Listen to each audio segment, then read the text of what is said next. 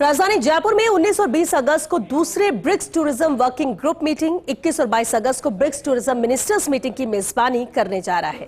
भारत के ब्रिक्स 2026 अध्यक्षता के तहत होने वाली ये आयोजन राजस्थान के लिए केवल अंतर्राष्ट्रीय बैठकों की मेजबानी तक सीमित रखने के बजाय दीर्घकालीन पर्यटन साझेदारी का आधार बनाने का अवसर है। ये रिपोर्ट देखिए। मुख्यमंत्री भजनलाल शर्मा, उप मुख्यमंत्री एवं पर्यटन मंत्री दिया कुमारी और केंद्रीय संस्कृति एवं पर्यटन मंत्री गजेंद्र सिंह शेखावत के स्तर पर राजस्थान के पर्यटन को ब्रिक्स देशों के बाजारों से जोड़ने की दिशा में इस अवसर को महत्वपूर्ण माना जा सकता है। जयपुर में होने वाली बैठकों के दौरान राजस्थान की विरासत, वन्य जीव, रेगिस्तान, लग्जरी, विवाह, ग्रामीण, आध्यात्मिक और अनुभव आधारित पर्यटन को अंतर्राष्ट्रीय पर्यटन उद्योग के सामने व्यापक स्वरूप में प्रस्तुत किए जाने की संभावनाएं हैं।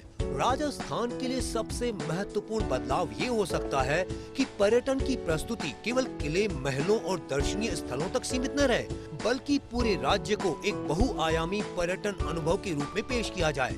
जयपुर की शाही विरासत, उदयपुर का लग्जरी पर्यटन, जोधपुर और जैसलमेर का मरुस्थलीय अनुभव, रणथंभौर और सरिस्का का वन्यजीव पर्यटन, अजमेर पुष्कर का आध्यात्मिक पर्यटन, भरतपुर का पक्षी पर्यटन और ग्रामीण राजस्थान की लोक संस्कृति को ब्रिक्स देशों के समान प्रकृति एवं संस्कृति आधारित उत्पादों के साथ जोड़ा जा सकता है। भविष्य के लिए BRICS Rajasthan sister destination programme एक महत्वपूर्ण कॉन्सेप्ट बन सकता है। जयपुर को इस्फहान अथवा काहिरा जैसे विरासत शहरों, उदयपुर को इंडोनेशिया के सांस्कृतिक एवं आध्यात्मिक गंतव्यों, जोधपुर को अल उला और रणथंभौर को दक्षिण अफ्रीका के सफारी गंतव्यों से जोड़े जाने जैसी साझेदारियां विकसित की जा सकती हैं। इस मॉडल में केवल सरकारी संस्थाएं नहीं, बल्कि hotel, travel agent, tour operator, airline, विवाह आयोजक, हस्तशिल्प व्यवसाय, विश्वविद्यालय, संग्रहालय और स्थानीय समुदाय भी भागीदार बनाए जा सकते हैं। इससे समझौते केवल औपचारिक न रहकर सीधे पर्यटन कारोबार, निवेश और पर्यटक आवागमन से जुड़ सकते हैं। एक अन्य दीर्घकालिक अवधारणा ब्रिक्स राजस्थान टूरिज्म कॉरिडोर की हो सकती है। राजस्थान को मिस्र के विरासत पर्यटन, रूस के रॉयल एवं सांस्कृतिक पर्यटन, दक्षिण अफ्रीका के वन्यजीव पर्यटन, यूएई के लग्जरी, विवाह पर्यटन और इंडोनेशिया के आध्यात्मिक एवं सांस्कृतिक पर्यटन के साथ संयुक्त पैकेजों में जोड़ा जा सकता है।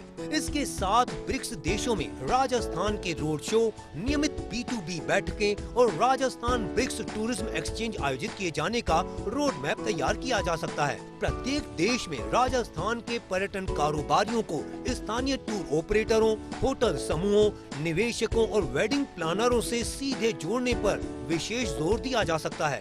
राजस्थान की ओर से ब्रिक्स हेरिटेज सिटीज नेटवर्क की अवधारणा भी रखी जा सकती है। जयपुर, उदयपुर, जोधपुर, जैसलमेर, बीकानेर और चित्तौड़गढ़ जैसे शहरों को ब्रिक्स देशों के विरासत शहरों से जोड़कर डिजिटल अभिलेखीकरण, 3D मैपिंग, AI आधारित संरचना निगरानी, जलवायु परिवर्तन से संरक्षण और पर्यटक वहन क्षमता जैसे विषयों पर संयुक्त परियोजनाएं विकसित की जा सकती हैं।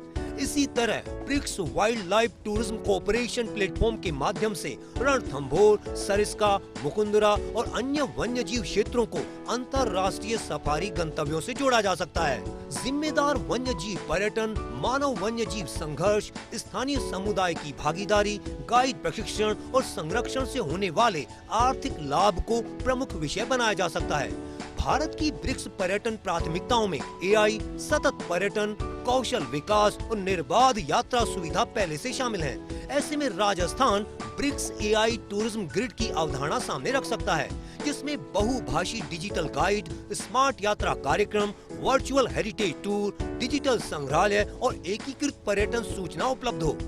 इसी क्रम में ब्रिक्स टूरिज्म पास की दीर्घकालीन अवधारणा भी विकसित की जा सकती है, जिसमें टिकटिंग, संग्रहालय, परिवहन और पर्यटन अनुभवों को डिजिटल माध्यम से जोड़ा जाए।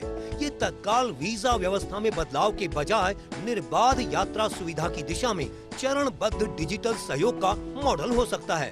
5 वर्ष का रोड मैप की बात करें तो 2026-27 में ब्रिक्स टूरिज्म बिजनेस काउंसिल और सिस्टर डेस्टिनेशन की शुरुआत से सहयोग का आधार तैयार किया जा सकता है। 2027-28 में ब्रिक्स देशों में राजस्थान टूरिज्म रोड शो आयोजित कर राजस्थान के पर्यटन स्थलों को अंतर्राष्ट्रीय स्तर पर प्रमोट करने पर फोकस होगा।